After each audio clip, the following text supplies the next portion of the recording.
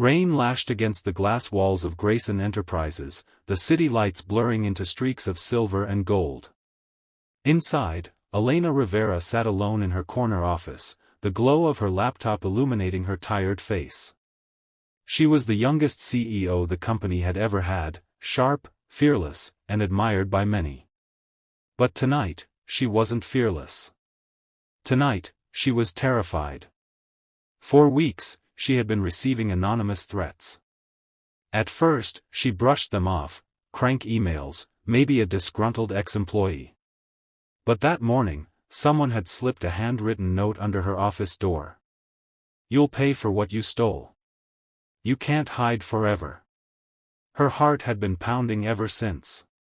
She'd stayed late, hoping to drown her thoughts in work, but the silence of the empty building only made the fear louder. A knock at the door made her jump. "Elena?" It was Daniel Hart, the janitor.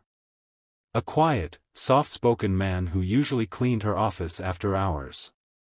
He was in his mid-30s, tall, with kind eyes and worn hands that spoke of hard work. She forced a small smile. "Hey, Daniel. Still here?" "Yeah," he said, setting down his mop. "You too, huh?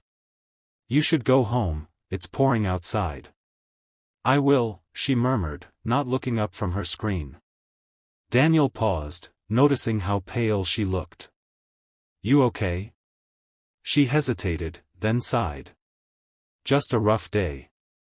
He didn't press, but something in her trembling hands made him stay. "Want me to stick around while you finish up? The building's pretty empty tonight." Elena looked up at him, surprised by his offer, and before she could reply, a loud crash echoed from the hallway. Her blood ran cold. Daniel's expression changed instantly. "Stay here," he whispered, stepping toward the door. "Wait," she started, but he was already gone. The seconds dragged. She could hear his footsteps fade, then silence. Her breath hitched as fear wrapped around her chest. When Daniel returned, his face was tense. "Someone's out there." "I saw a shadow by the stairwell." Elena's hands shook. "He's here," she whispered. Daniel frowned. "You know who it is?" She handed him the note from her desk. His jaw tightened as he read it. "You should have told someone about this." "I thought it would stop," she said weakly. "I didn't want to look scared." Daniel crouched beside her desk, his voice steady. "You're not scared, you're human." "I can't," her voice cracked.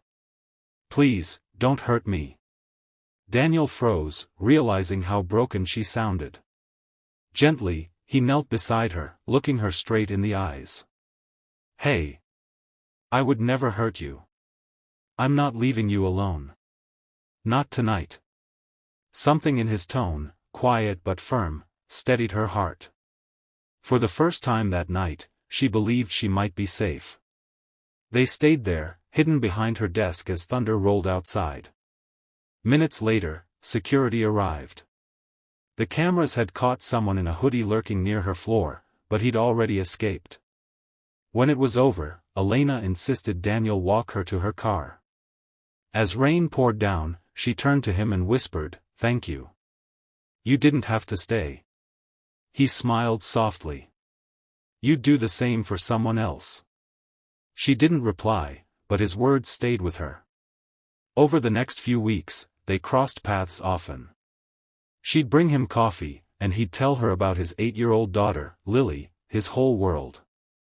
She was bright, funny, and loved drawing superheroes. Elena started smiling more. It surprised her, how this quiet janitor made her feel seen, in ways no one else ever had. One evening, she found him fixing a broken coffee machine. "You're good with your hands," she teased. He grinned. "When you're a dad, you learn to fix everything, even when you don't know how." She laughed softly. "I wish my father had been like that." "Wasn't he around?" "He left when I was 5, she admitted. "After that, I learned to take care of myself." Daniel's expression softened. You shouldn't have had to. The sincerity in his voice made her chest ache. You really believe people stay? She asked. He nodded. The right ones do. Days turned to weeks. The threats stopped, but the fear still lingered, until security finally found the culprit. It was her former business partner, furious after being fired for stealing company money. Elena faced him in court, calm but resolute.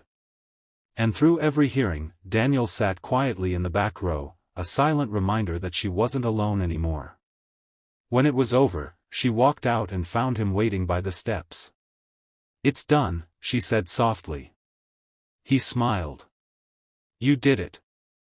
I couldn't have without you, she replied. You could've, he said. You just needed someone to remind you how strong you are.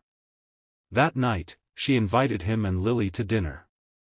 Lily's laughter filled her home, and for the first time in years, Elena's apartment didn't feel empty. After Lily fell asleep on the couch, Elena looked across the table. You know, she whispered, you saved me that night. Daniel shook his head. You saved yourself. I just refused to leave. Her eyes glistened. And that made all the difference. From then on, their lives intertwined, a CEO who'd forgotten how to trust, and a single dad who showed her what family truly meant. Sometimes, love doesn't come from grand gestures or perfect timing. Sometimes, it begins with a whisper in the dark, and someone kind enough to stay.